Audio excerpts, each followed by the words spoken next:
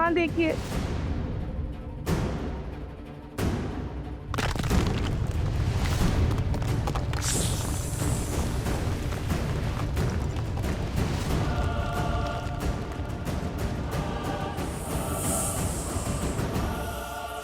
लवकुश!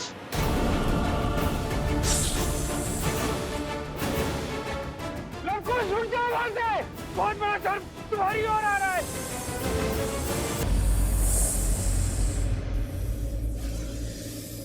हे भगवान, ये कैसे संभव है? अभी ध्यान में लीन थे लवकुश कि सर्प ने डस लिया, फिर दोनों को आभास तक नहीं हुआ।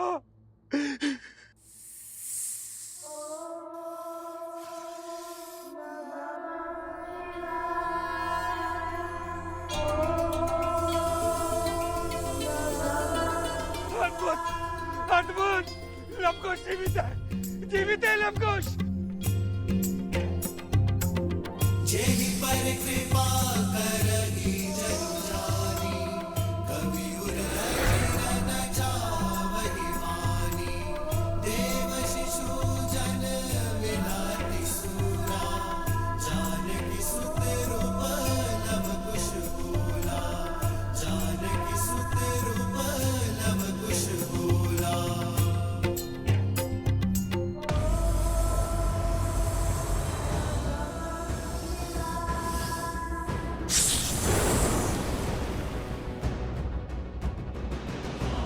लवकुश,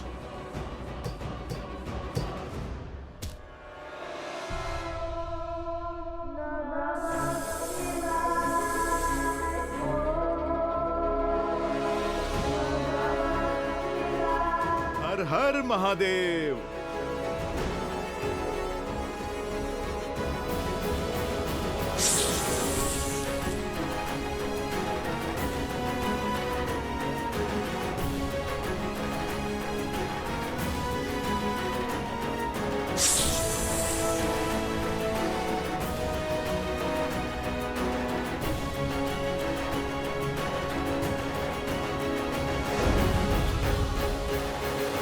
अद्भुत है।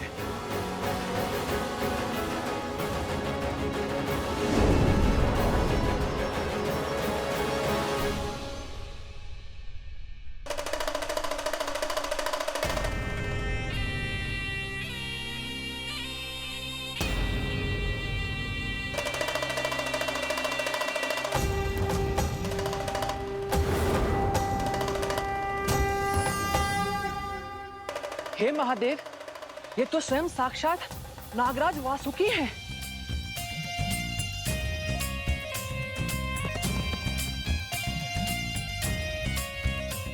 शिव के सेवक महान वासुकी को हनुमान का प्रणाम।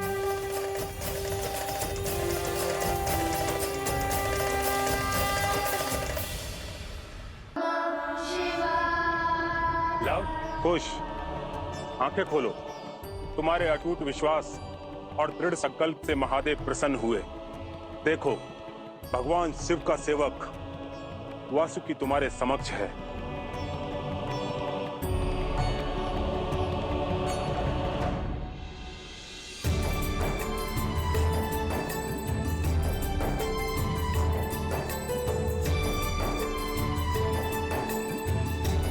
प्रणाम नागराज वासुकी।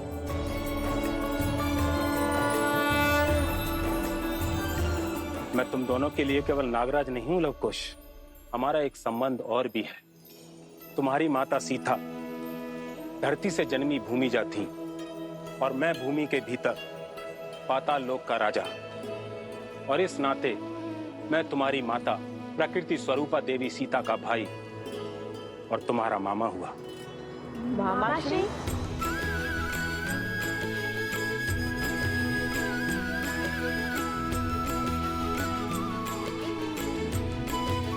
अर्थात ये ऋषि कुमार नहीं, ये राजकुमार है।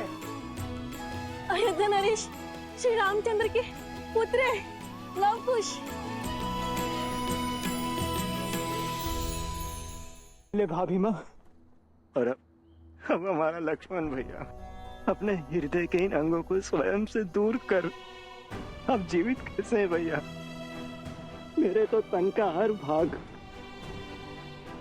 इस वियोग की अग्नि में चल रहा है। चीख चीख कर अपने भाई लक्ष्मण को लौटाने की गुहार लगा रहा है भैया।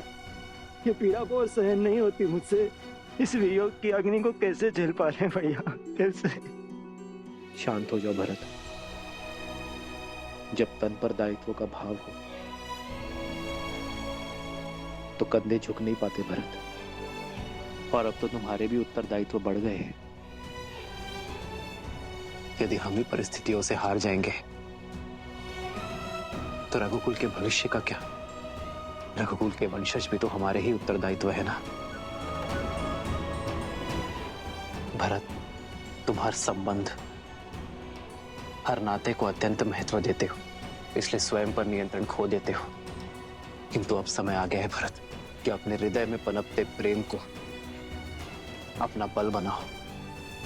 लक्ष्मण के पुत्रों का दायित्व निभाओ।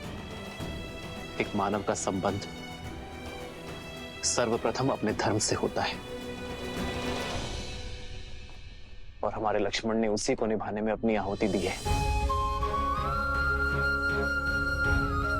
जरा सोचो भरत, क्या लक्ष्मण के जाने पर शोक मनाना चाहिए या उत्सव? सोच कर देखो मेरे भाई। लक्ष्मण तो अमर है क्योंकि राम होना सरल है, लक्ष्मण होना सरल नहीं। अपने भाई के हर दुख, हर कष्ट को अपना मानकर कांटों भरे मार्ग पर चलना सरल नहीं। अपनी माता, अपनी पत्नी, अपना परिवार, अपने भविष्य को त्याग कर अपने भैया और भाभी के साथ वनवास जाना सरल नहीं। ऐसे वीर की स्मृति में तो गौरवान्वित होना चाहिए भरत। अश्रु नहीं बहाने चाहिए। भविष्य में जब भी किसी भाई के समर्पण, उसके त्याग का उदाहरण दिया जाएगा तो उस वार्तालाप में सदा हमारे लक्ष्मण का नाम लिया जाएगा।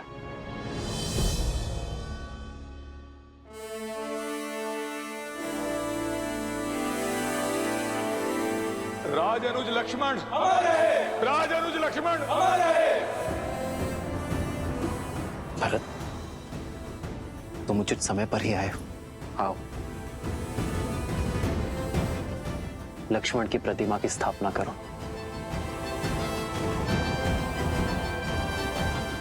उठो भरत।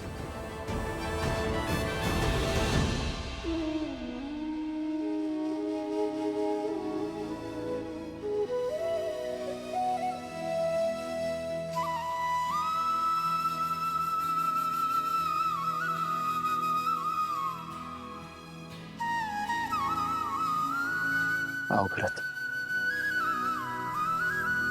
आदर्श और मर्यादा की है ये कथा महापावनम।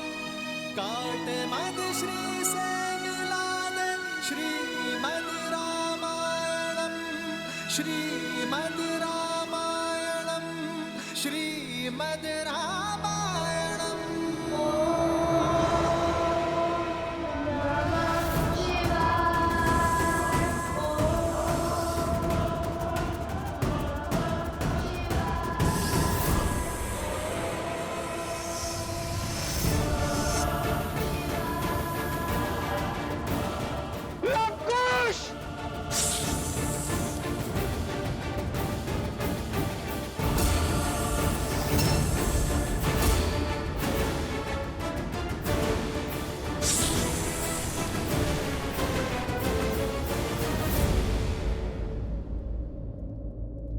वन हमें जीवन देते हैं और वनवासी कबीले उनके रक्षक हैं, प्रकृति के रक्षक हैं। इसलिए उनका उत्थान, उनका विकास हमारा लक्ष्य होना चाहिए। इन्हें और इनके समान सभी को मुख्य धारा से जोड़कर रामराज्य में इनका विकास सुनिश्चित करना होगा। इनके लिए विद्यालय स्थापित करने होंगे।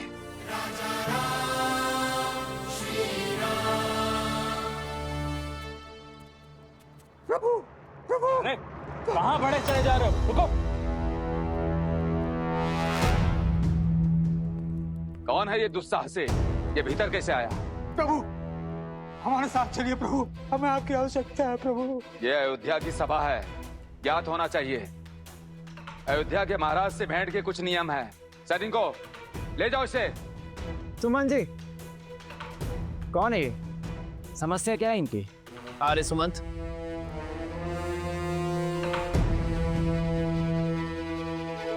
प्रभु जो घट रहा है उसका वर्णन मैं शब्दों में नहीं कर सकता। कृपया चलकर देखें कि संसार क्या संकट झेल रहा है। यह आपकी और देवी सीता के सजाए राम राज्य पर उठा प्रश्न है।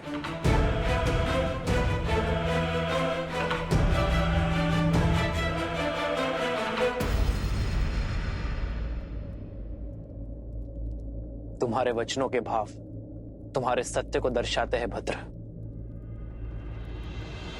श्री रामचंद्र कृपालु भजु मन हरण भव भय दारुणम नव कंज लोचन कंज मुख कर कंज पद कंजारुणम। श्री राम राम राम श्री राम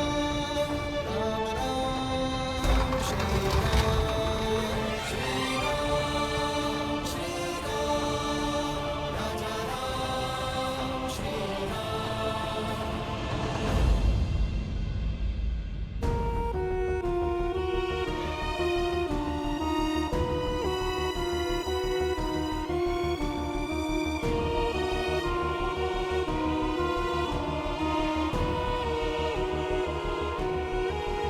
कौन है ये सब? ये अयोध्या के तो नहीं लगते। नहीं प्रभु, हम पुरुषपुर और कुभा से आए हुए शरणार्थी हैं। अयोध्यापति से शरण की भिक्षा मांगने आए। हमारे परिवार को यहाँ बसने की अनुमति दीजिए प्रभु। आर्य सुमंत जी महाराज। बालकों और वृद्धों को भोजन करवाइए, इनके रहने की व्यवस्था करवाइए और घायलों का शीघ्र अतिशीघ्र उपचार करवाइए। सैनिकों, आओ सहायता करो।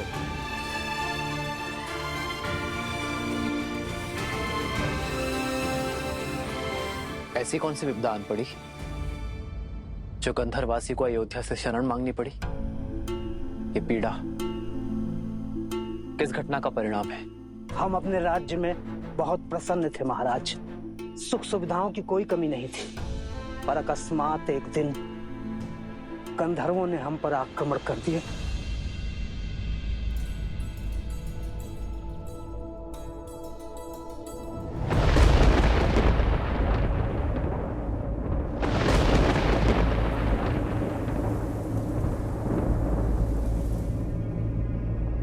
ये वातावरण अचानक इतना भयंकर क्यों होता है?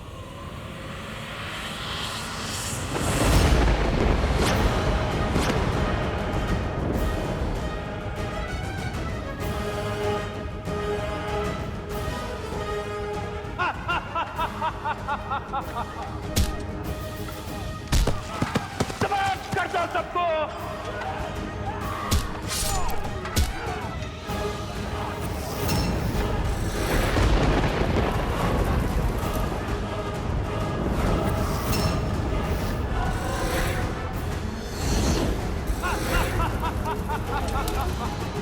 आपने जानने का प्रयास किया कि गंधर्वों ने यह आक्रमण क्यों किया? वो बाकी गंधर्वों से भिन्न है महाराज। उनका राजा गंधर्व वृश्क अपने समान किसी को नहीं मानता। वो केवल बल पर विश्वास करता है, न धर्म न अनुशासन। उसके बल ने उसकी प्रवृत्ति मलिन कर दी है। इसी कारण उसे और उसके साथियों को बाकी गंधर्वों ने त्याग दिया है। वो कहते हैं, हम बलशाली हैं, जो चाहिए हाथ बढ़ा के छीन लेंगे। हमने पूछा कि हमसे क्या शत्रुता है, तो उन्होंने हमें प्रकृति का नियम समझा दिया। प्रकृति का नियम है कि दुर्बल सदा सबल के आगे विवश रहता है। तुम दुर्बल हो तभी शीश झुकाने के लिए जन्मे हो। हम शीश उठा के जीने के लिए जन्मे हैं, क्योंकि हम बलशाली हैं। अगर बल है तो प्रदर्शन भी होगा।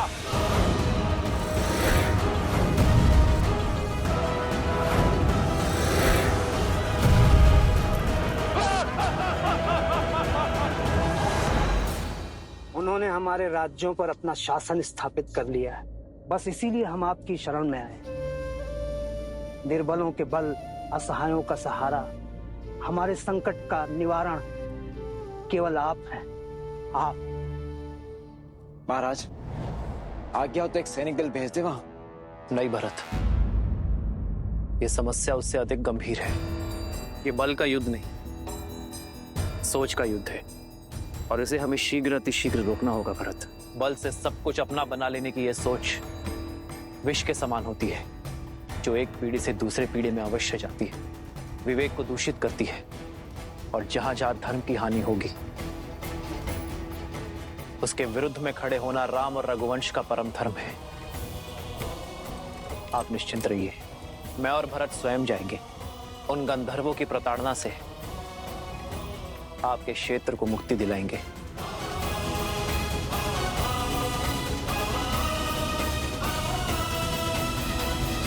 वर्षों पूर्व मेरे पिताश्री अयोध्यापति महाराज दशरथ ने ऐसा ही युद्ध लड़ा था जो उनका नहीं था। अपने मित्र जटायु के आग्रह पर उन्होंने वो युद्ध लड़ा था, और उसी युद्ध में अपनी वीरता का ध्वज लहराकर उन्होंने दशरथ का नाम प्राप्त किया। आज भी हमारे समक्ष ऐसी ही परिस्थिति बन चुकी है, और धर्म की रक्षा और पाप का अंत तो रघुवंश का कर्तव्य है। हम पराजय से भयभीत होकर अपने धर्म से विमुख नहीं हो सकते, अपने कर्तव्य से मुख नहीं मोड़ सकते। हम स्वयं को उनके दुखों से भिन्न नहीं कर सकते। जब जब इस संसार में मानवता आहत होती है, धर्म पर प्रहार होता है, तब तब हम अपने प्राणों की शक्ति से संसार और मानवता की रक्षा करते हैं। क्योंकि स्वयं के लिए तो केवल पशु जीते हैं, किंतु एक मानव तो संसार के लिए जीता है और संसार के लिए ही मरता है। भय के लिए भयंकर है। हम राम के रुद्र हैं, शंकर हैं। शंकर है हम, शंकर है हम, शंकर है हम। जय सिया राम, जय सिया राम, जय सिया राम, जय सिया राम। आओ भरत।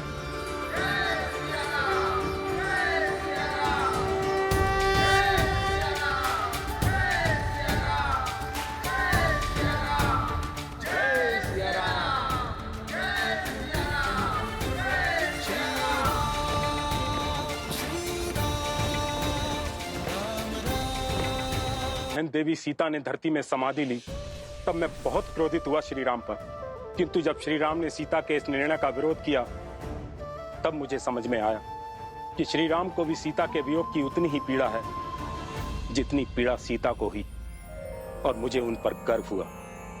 और आज तुम दोनों पर भी गर्व है कि कैसे लोक कल्याण के लिए तुम दोनों अपने प्राण त्याग करने के लिए सज्ज हो गए। और आज ये सिद्ध हो गया कि तुम दोनों केवल जन्म से ही नहीं, कर्म से भी श्री राम और सीता के पुत्र हो। महादेव का ये सेवक उनका एक संदेश लेकर आया है। वर्षों पूर्व तुम्हारे पूर्वज राजा भागीरथ ने गंगा को इस धरा पर उतारा था और इस संसार का कल्याण किया था। आज पुनः उसी संसार के कल्याण हेतु उसी गंगा की सहायक नदी अर्पा, जो कि दक्षिण की ओर से बहती है, तुम्हारे इस शिवलिंग पर गिरकर इस धरा को पवित्र करेगी।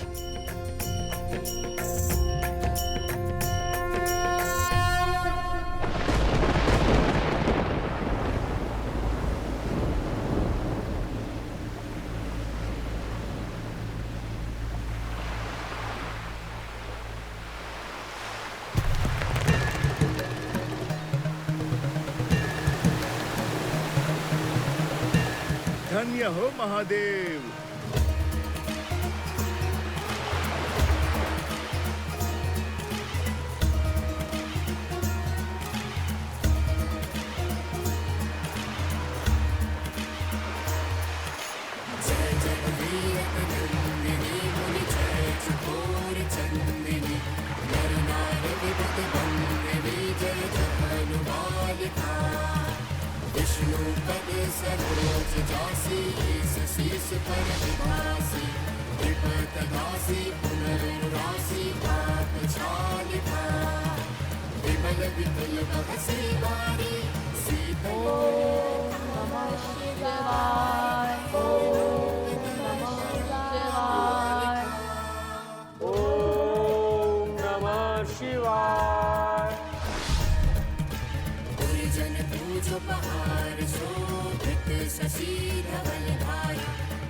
भंजन भव भार भक्ति कल्प थालिका तुलसी तब तीरथी सुमिरत रघुवर सुधी विचरत मति देहि मोह महेश कालिका।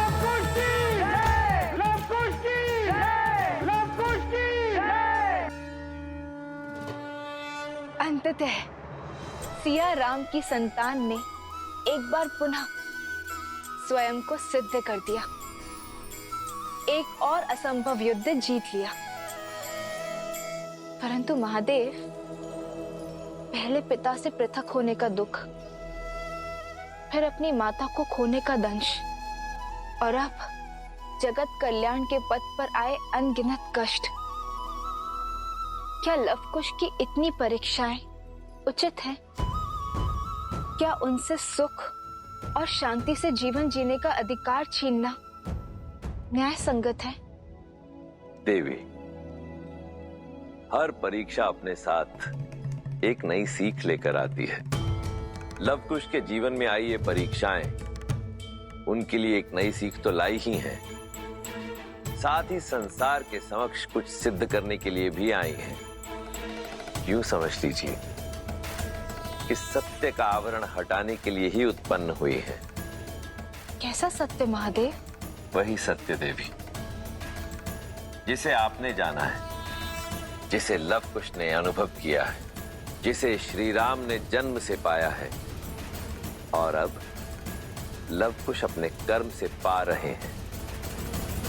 इनके भीतर से निकली ज्योत सारे संसार को जगमग कर रही है, अर्थात इनका मन पूर्णतः स्थिर है। हाँ देवी, जो स्थिर है वही जागृत है, और जो जागृत है वही संसार का उपकार करने में सक्षम है, जगत को बदलने की शक्ति रखता है। जिस निष्ठा और धैर्य के साथ लवकुश ने निरंतर ये जप तप किया है, वो उनकी जागृति का ही तो प्रतीक है। ये सिद्ध करता है कि लवकुश संसार में धर्म का प्रकाश बनेंगे, अपने शौर्य और धर्म की ज्योत से संसार को ज्योतिर्मय करेंगे, श्री राम की विरासत को, राम राज्य को आगे ले जाएंगे।